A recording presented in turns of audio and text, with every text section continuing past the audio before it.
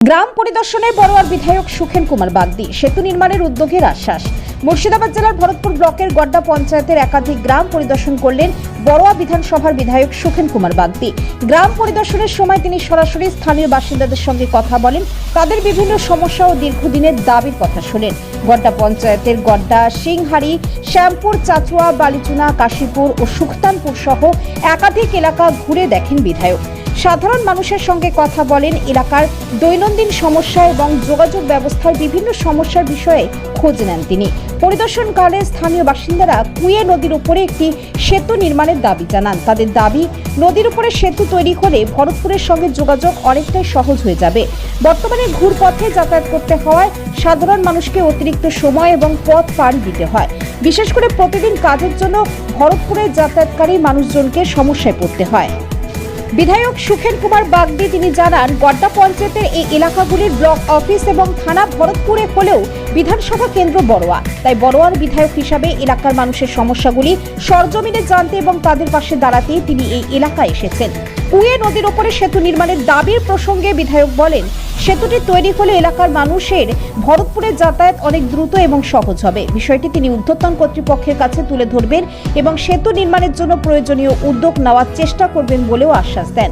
বিধায়কের এই উদ্যোগে খুশি স্থানীয় বাসিন্দারাও। তাদের বক্তব্য, দীর্ঘদিন ধরে এলাকার বিভিন্ন সমস্যার কথা বলা হলেও এবার বিধায়ক নিজে গ্রামে এসে সাধারণ মানুষের সঙ্গে কথা বলেছেন এবং সমস্যাগুলি শুনেছেন। এক স্থানীয় বাসিন্দার কথায়, এরকম একজন বিধায়ক পেয়ে আমরা সত্যিই খুব খুশি। আমাদের সমস্যার কথা তিনি নিজে শুনেছেন এবং সমাধানের জন্য উদ্যোগ নেওয়ার আশ্বাস দিয়েছেন। সেতু নির্মাণের দাবি নিয়ে বিধায়ক কি বললেন এবং এলাকার সাধারণ মানুষই বা কি জানালেন, শুনুন তাদেরই মুখ থেকেই। আমরা ওইখানে আজকে আমরা গিয়েছিলাম, পরিদর্শন করে এলাম। তো ওখানে একটা ভাষা ব্রিজ করলে পরে ভরতপুর এলাকা যাওয়া আসা প্রায় 20-25টা গ্রাম সমস্ত মানুষের সুবিধা হবে ওই রাস্তা দিয়ে। রাস্তাটা যদি চালু হয়ে যায়, ভাষা ব্রিজ দিয়ে যদি ওদিকে চালু হয় না, তাহলে এই দিককার গড্ডা সিংহের যে যা ওই এলাকার মানুষ কিন্তু ওইদিকে যাতায়াত করতে পারে। তার জন্যে সেটা আমি সিএমকে বলবো এবং আমি এস্টিমেটটা আমি তৈরি করে আমি অবিলম্বে দিয়ে দেবো এবং আশা করা যায় সেটা কিছুদিনের মধ্যে হয়ে যাবে। এবং এখন বর্ষাকাল হয়তো হবে না, কিন্তু বর্ষার ফুরিয়ে গেলে সেই কাজটা শুরু হবে। এইটাই যে ওখানকার মানুষের কিছুদিন পরে হয়তো আমরা প্রত্যেক বছর দেখতাম যে সুলতানপুর এমন একটা দ্বীপের মতো একটা জায়গা, সেখানে জলের খুব অভাব।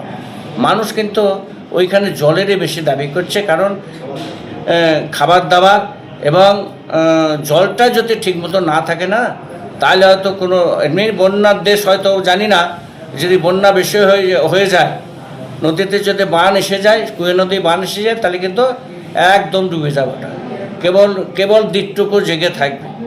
সেই জন্যে ওটা আমি ওই কলের কিছু আশ্বাস দিয়ে আসছি। সেটা বিডিও সাহেবকে আমি যেয়ে সোমবারে যাব, বিডিও সাহেবকে বলবো তাদের কলটা ইমিডিয়েট যেন বসানো হোক। যে কোনো মুহূর্তে বন্যা হয়ে গেলে ওরা ডুবে যাবে। ওই জন্য জলটা যে পরিষ্কার পানীয় জল যদি ঠিক না থাকে, তাহলে তা থেকে অসুখ হবে। সেই জন্য আগে থেকে আমরা একটু প্রস্তুত থাকতে বললাম। আপনাদের কোনো অসুবিধা নেই, আমরা আছি। আপনাদের বিপদ আপদে সব সময় পাশে আছি। এবং আমরা বালিচুনো দেখলাম যে কুয়ে নদী যে একদম ঘরের পাশে এসে এক হাত মাত্র ঘরে ঠেকতে বাকি আছে, মানে এক তাল গাছ নিচু। এবং দেখলাম এখন বেশ বান এসেছে ওখানে কুয়ে নদীর, এবং কিছু দেখলাম গোপ পুঁতা আছে, কিন্তু কাজ হয়নি। সেই কাজটা মানে তৃণমূল সরকার সেই কাজটাকে গিলে ফেলেছে। সে কাজ করেনি, মানুষের সুবিধার স্বার্থে আসেনি। তারা শুধু দুর্নীতি করতে এসেছিল। তো আমরা মানুষের কাছে ওইটাই শুনলাম যে দেখুন আমাদের এই ধরুন বন্যা হয়ে গেলে তখন আমরা দ্বীপের মতো কেবল চারিধারে জলম্পায় দেখতে পাই। ওইখানকার মহিলারা, যারা কাকা কাকিমা আর অন্য যারা আছে ছেলে মেয়ে যারা আছে তারা দাবি করছে যে আমরা স্কুলে কোনো রকম তখন যেতে পারি না, তো আমাদের কোনো একটা ব্যবস্থা করো তারা বলছিল। এবং আমাদের যে ধরুন এই মুহূর্তে তো ওই জায়গাটা কিছু করতে পারবো না ঠিকই, তবে আগামী দিনে ওইখানটা যাতে পাথর দিয়ে বাঁধটাকে কংক্রিট করা যায়, ওই গ্রামটাকে বাঁচানো যায়, সেই চেষ্টা আমি করব।